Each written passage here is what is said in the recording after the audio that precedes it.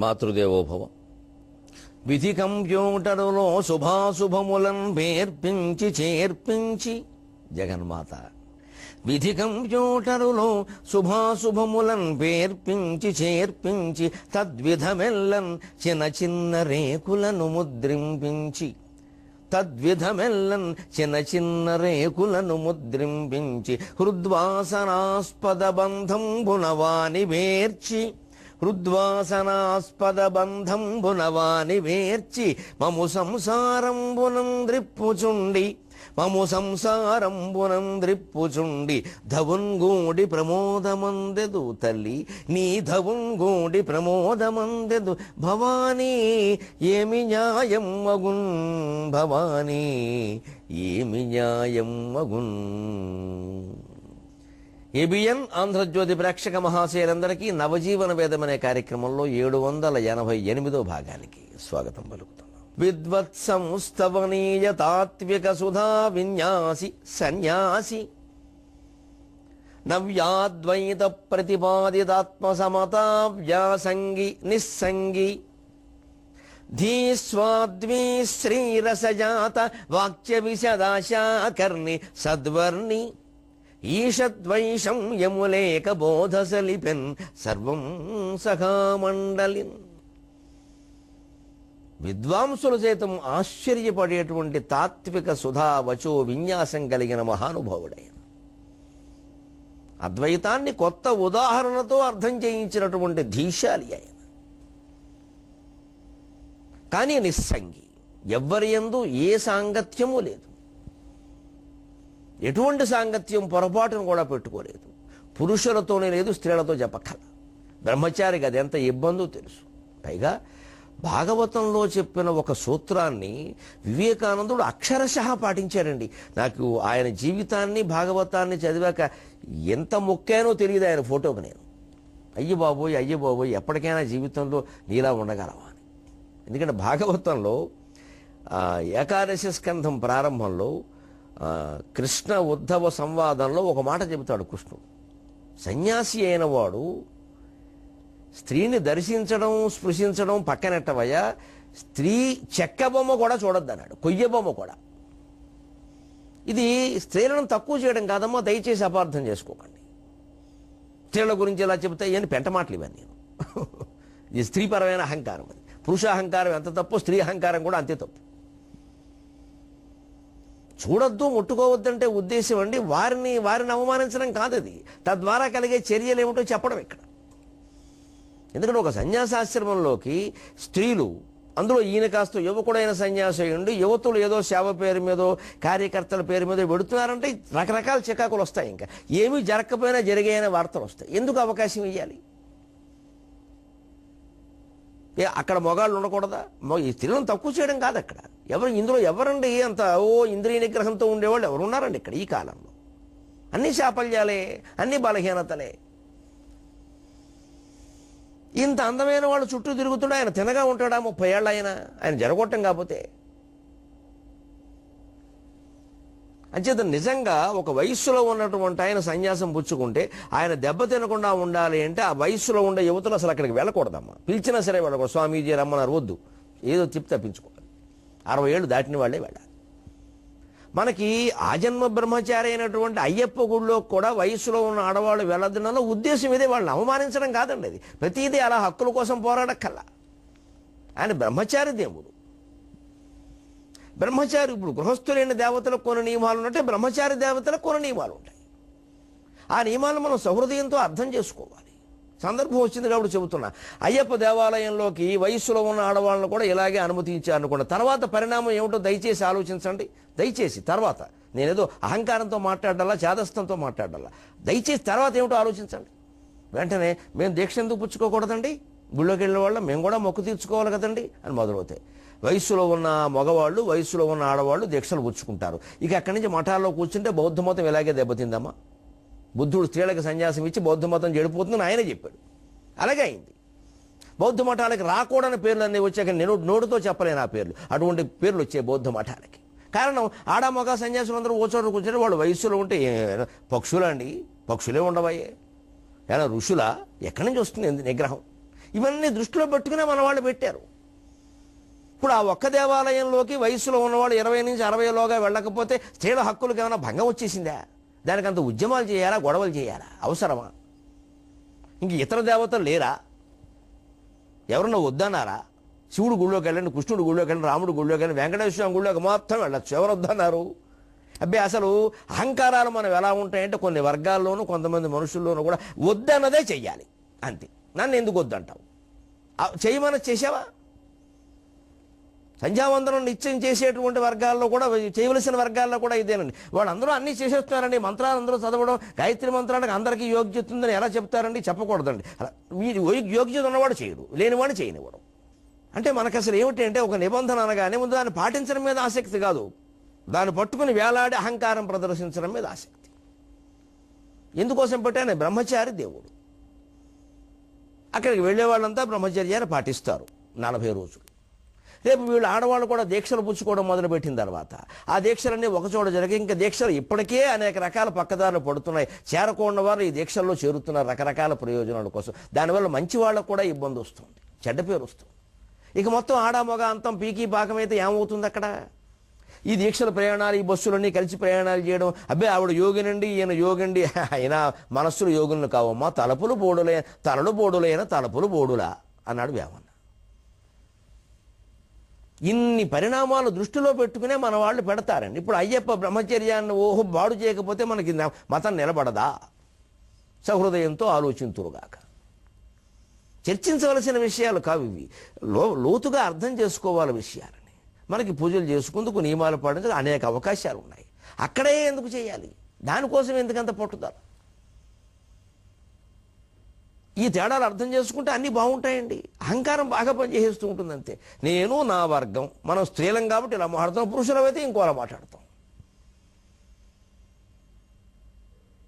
అలాగే స్థానికమైన నిబంధనలు కూడా పాటిస్తే మనం సొమ్మేం పోయింది. పోనీ వీళ్ళు విశాల హృదయంతో అర్థం చేసుకోరు, వాళ్ళు ఒక పద్ధతిగా అర్థం చేసుకోరు. ప్రతిదానికి ఉద్యమం, గొడవ.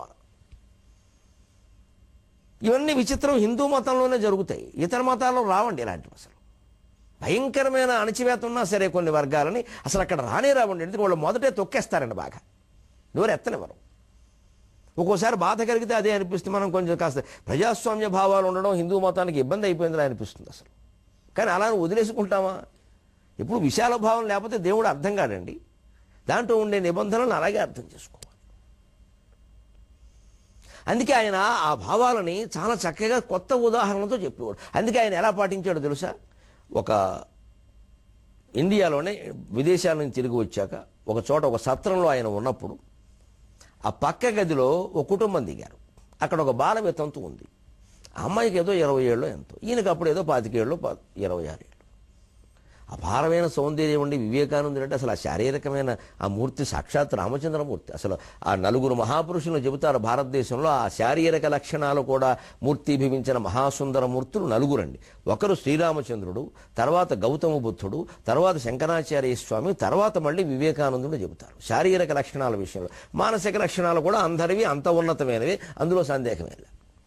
ఆయన అక్కడ దిగితే ఈ అమ్మాయి ఏదో ఓ మోజు ఉంటుంది కదా అలాంటి వాడిని చూడగానే, పైగా అప్పటికే పేరు ప్రతిష్ట ఉంది, ఏదో 4 వస్తున్నారు పెడుతున్నారు. అస్తమాను ఈయన గది దగ్గరికి రావడం, మంచినీళ్ళు కావాలా అనడం, కాఫీ కావాలా అనడం, ఏదో పలకరించడం, ఇవన్నీ మొదలెట్టిందండి. మొత్తం మీద ఈ విన్యాసాలు అర్థమైపోయినాయి. తాత్విక సుధా విన్యాసి, ఇది వేరే విన్యాసి, అర్థమైపోయింది. అలాగని ఆ అమ్మాయిని ఒక్క నింద చేయాలా, ఎవరికి చెప్పాలా, ఏం మాట్లాడలేదండి. రాత్రికి రాత్రి ఆ గది ఖాళీ చేసి వెళ్ళిపోయాడండి ఆయన. అందుకని కొయ్య బొమ్మను కూడా ముట్టుకోవద్దని భాగవతంలో చెప్పడంలో ఉద్దేశం అది. ఎవరిని తగ్గించడం కాదు, అవమానించడం కాదు. అది స్త్రీ లోపం కాదండి. స్త్రీని చూడగానే పురుషుడు బుద్ధిలో కలిగే లోపం అది. రామాయణం రామరావణ యుద్ధానికి సీత కారణం కాదండి. సీతను చూడగానే రావణాసురుల్లో కలిగిన వ్యామోహం కారణం. భారత యుద్ధానికి ద్రౌపదీదేవి కక్ష కారణం కాదండి. ద్రౌపదిని అవమానించినటువంటి దుర్యోధనుడు దుర్మార్గ ప్రవృత్తి కారణం. ద్రౌపదిలా కారణం అవుతుంది. మనం ఏం చేస్తాం? ఆడవాళ్ళు లోకు కాబట్టి సీత పుట్టుకు లంకగా చేయడానికి పుట్టించేశాం. ఎప్పటికీ ఇంకా ద్రౌపదీదేవిని గురించి అవమానిస్తూ మాట్లాడేవాళ్లే ఉన్నారు. ఆవిడ కారణంగా యుద్ధం వచ్చింది. ఆవిడ కారణంగా రాలేదండి యుద్ధం, దుర్యోధనుడు కారణంగా వచ్చింది. ఆవిడని అవమానించమని ఎవరు చెప్పారు? అసలు ఆ రంగంలోనే లేదు ఆవిడ నవ్వనేవిడ మనిషే లేదు. ఈవిడిని అవమానిస్తే గానీ పాండవులను అవమానించినట్టు కాదు అని పరమనీచంగా ఆలోచించి భార్యను జుట్టట్టుకు లాగితే గాని భర్తను అవమానించినట్టు కాదు అని పరమనీచంగా దుర్యోధనుడు ఆలోచిస్తే 20 లక్షల మంది చావడానికి ఆ దుర్మార్గుడు కారణం అవుతాడా, ద్రౌపదీదేవి కారణం అవుతుందా? ఆవిడేదో ఇంత యుద్ధం చేయించిందన్న లేదండి, ఆవిడ చేయించలేదండి. ఆవిడ నిమిత్త మాత్ర కారణం. ఆ మాత్రం కారణాలు చాలామంది అయ్యారు అలాగా. ఇది మనం చరిత్రను అర్థం చేసుకోవాల్సిన విధానం. ఇవన్నీ అర్థం అవ్వాలంటే ఒకటి ఆ బ్రహ్మ కీటజనని వర్ణాశ్రమ విధాయని. బ్రహ్మదేవుడు మొదలు కీటకం వరకు ఉన్నది ఒకే శక్తి, నీలో ఉన్నది, నాలో ఉన్నది, స్త్రీలో ఉన్నది, పురుషుల్లో ఉన్నది, అన్ని కులాల్లో, అన్ని మతాల్లో, అన్ని జీవుల్లో ఉన్నది ఒకటే శక్తి అనే విషయాన్ని మనం గుండెల నిండా నమ్మి ఆచరిస్తే తప్ప ఇది అర్థం కాదు. ఇది లేకపోతే ఏదో పక్షం వహించే మాట్లాడుతూ ఉంటాం ఎంతసేపు. అలాగే ఆయన విదేశాల్లో ఉన్నప్పుడు కూడా ఆయనకు ఆశ్రయం ఇచ్చినటువంటి స్త్రీలు, కొంతమంది జమీందారీ స్త్రీలు కూడా రకరకాల ప్రలోభాలకు లోను చేసే ప్రయత్నం చేశారు. ఎక్కడికక్కడ మాతృభావంతో తప్పుకున్నాడండి ప్రహ్లాదులాగే. మాతృభావము చేసి మరలువాడు అని చెబుతారే అలాగే తప్పుకున్నాడండి. అంతేగాని వాళ్ళని అలరి పెట్టలేదు, తాను అలరి పడలేదు. ప్రశాంతంగా సమస్య పరిష్కారం. అక్కడి నుంచి వెళ్ళిపోతే అయిపోయాయి. వాళ్ళని అమ్మాన కాళ్ళకి దండం పెట్టేస్తే అయిపోయి మన జోలికి రాకుండా ఉంటారు ఇంకా అంతే. అంతేగాని నాకేమిటో చిన్నప్పటి నుంచి ఇలాగే ఆకర్షణ ఉందండి అని చెప్పడం, ఇవన్నీ చెప్తే సన్యాసం ఎందుకు? అందుకే నిస్సంగిగా ఉండగలిగాడు ఆయన. సాంగత్యం తగ్గించుకోవాలి, ఆ బ్రహ్మచర్యాన్నో సన్యాసాన్నో ఆశ్రమ ధర్మాన్ని పాటించాలంటే చుట్టూ కొన్ని నిబంధనలు కూడా మనం పెట్టుకోవాలి, లేత కుదరదు. అన్ని రకరకాల పాడు వాతావరణం అంతా పెట్టుకుని అందులో ఏదో మంచిగా ఉందో కష్టం. అందులో పద్మాలు లాంటి వాళ్ళు కాదు బురదలోంచి పుట్టడానికి, బురదలో కూరుకుపోతాం. ఒక దివ్య స్థితి, రామకృష్ణ పరమహంస లాంటి స్థితిని చేరాక అప్పుడు వేరు. అప్పుడు ఎంతమంది ఉన్నా ఒకటే దత్తాత్రేయ స్థితి. అది అవి ఏవో ఉంటాయి, పెద్ద విషయాలు కావు అవి. అసలు ఆయన మనసుకు పట్టవు. ఆ స్థితికి మనం చేరాలిగా, చేరినట్టు నటిస్తే అలాగా. నవ్యాద్వైత ప్రతిపాదిత ఆత్మసమత వ్యాసంగి నిస్సంగి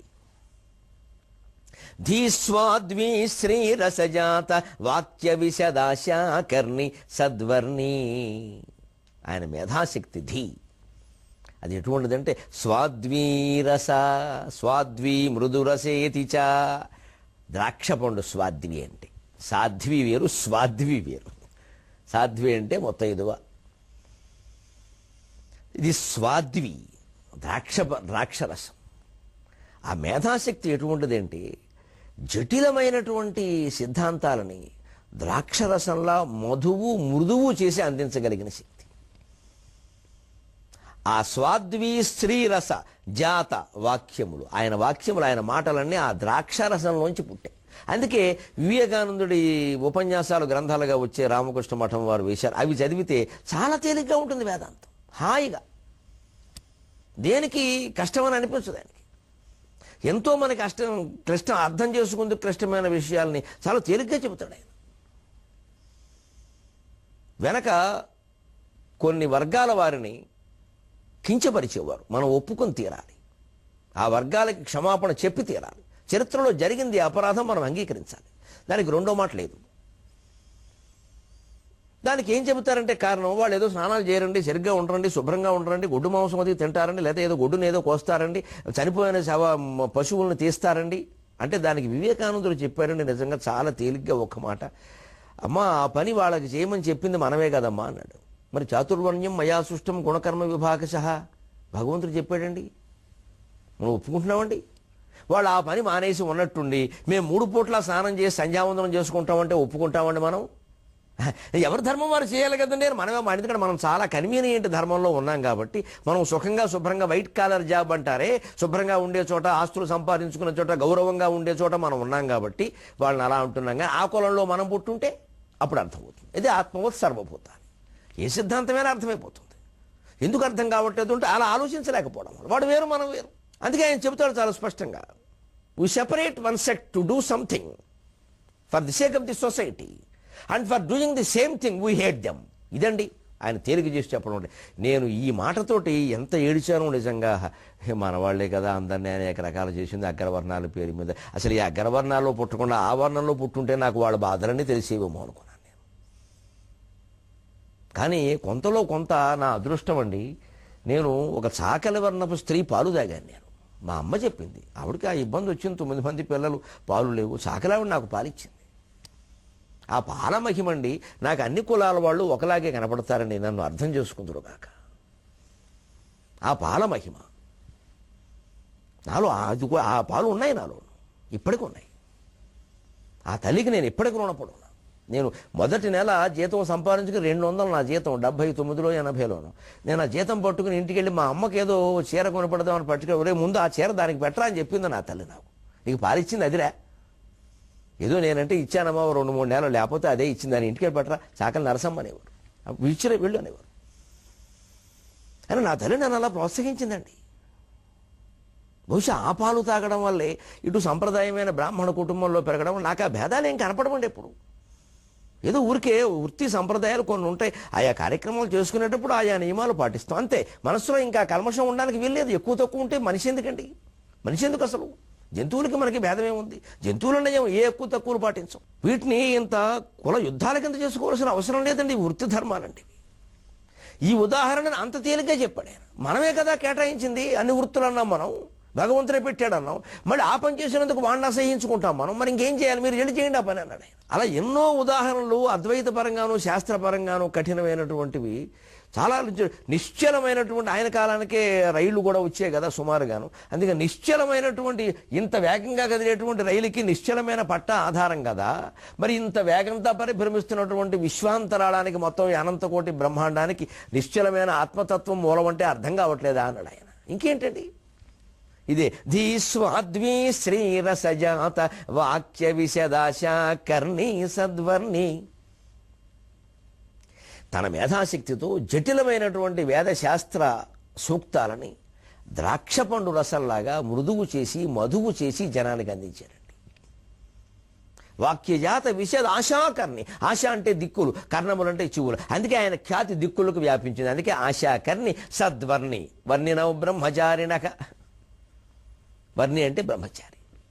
బ్రహ్మచర్యాన్ని, సన్యాసాన్ని అంత నియమంగా అంత ఖచ్చితంగా పాటించినవాడు, ఏమీ గీత దాటలేదు.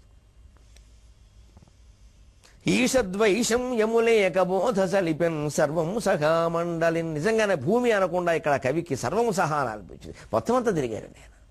ఎన్ని దేశాలు తిరిగాడు, జేబులో రూపాయి లేకుండా. చేసింది సామాన్యమైన సేవ. ఎటువంటి వైషమ్యం లేకుండా ప్రపంచం అంతా బోధించాడు. ఎటువంటి మాట వచ్చినా వెంటనే తట్టుకున్నాడు. గుడి గంట ధ్వనింపజేసెను చికాగో వేదికన్.